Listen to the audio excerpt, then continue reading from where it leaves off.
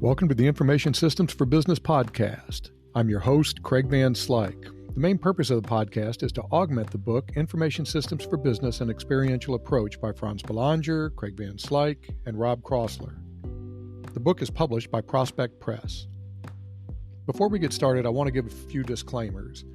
The podcast purposely omits many details in order to get to the high points of each chapter. So listening to the podcast is not a substitute for reading the book. Each episode contains my view of the most important points of each chapter. Your professor may have a different view.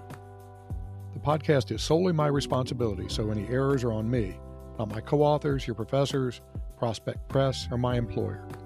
Enough of the disclaimers, let's get to the good stuff. In this episode, we cover the most important points from Chapter 10, Developing Information Systems. Software errors called bugs can cost organizations and economies literally billions of dollars and in some cases, even lives. The focusing story tells of several serious problems related to software bugs, including a massive electricity blackout, flight interruptions, and vehicle recalls. Even relatively minor bugs can cause serious problems, so it's important to develop software in a way that catches any software errors early in the development process. The purpose of Chapter 10 is to familiarize you with some of the basics of software development, including traditional and more modern software development methodologies. A methodology is just a framework for planning, structuring, and controlling software development projects.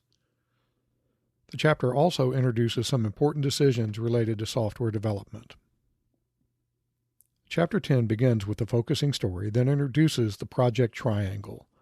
This is followed by a brief overview of the meaning and purpose of software development methodologies. Next, the traditional software development lifecycle methodology is described in some detail. Then 3 alternatives to this traditional software development lifecycle are described. 2 important decisions related to software development are then covered: the build or buy decision and the outsourcing decision. Open source software is discussed as part of the build or buy decision. The project triangle refers to a tension between time, cost, and quality. Some versions of the project management triangle refer to quality as scope. Improving one of these dimensions will usually have adverse effects on one or both of the other dimensions. So, for example, if you want it quicker, it's going to cost more and perhaps quality will suffer, or you'll have to reduce your scope. Software development methodologies are frameworks for planning, structuring, and controlling software development projects. Methodologies provide discipline to the development process by defining processes, roles, and deliverables.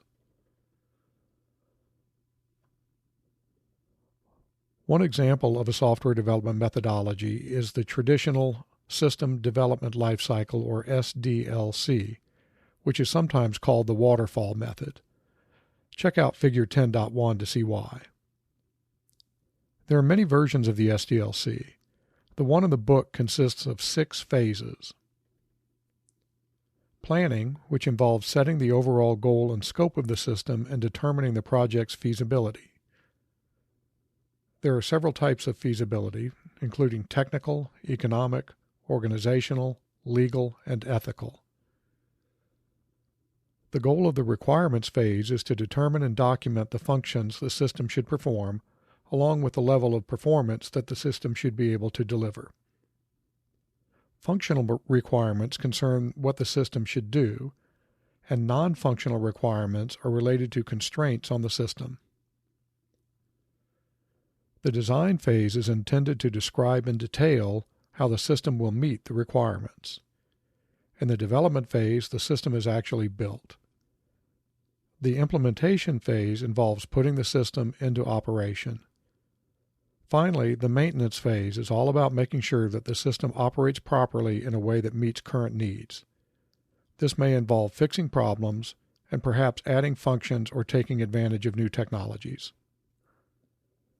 There are many alternatives to the SDLC, including prototyping, Rapid Application Development, or RAD, and DevOps. You can check out the book to read more about these. As the name implies, the build or buy decision concerns whether an organization should create software from scratch or purchase commercial off-the-shelf software. Hybrid approaches are often used. Hybrid approaches involve using commercial software as components in a larger system or customizing commercial software. Custom-built software and commercial software vary in the degree of customization that can be done, development and implementation costs, the length of time needed to implement the software, the fit with existing business processes, and the fit with other requirements. Open source software is software that allows users to access the human-readable form of software, which is called the source code. This allows customization. Most organizations use some open source software for some things. You probably do too if you use Android or Firefox.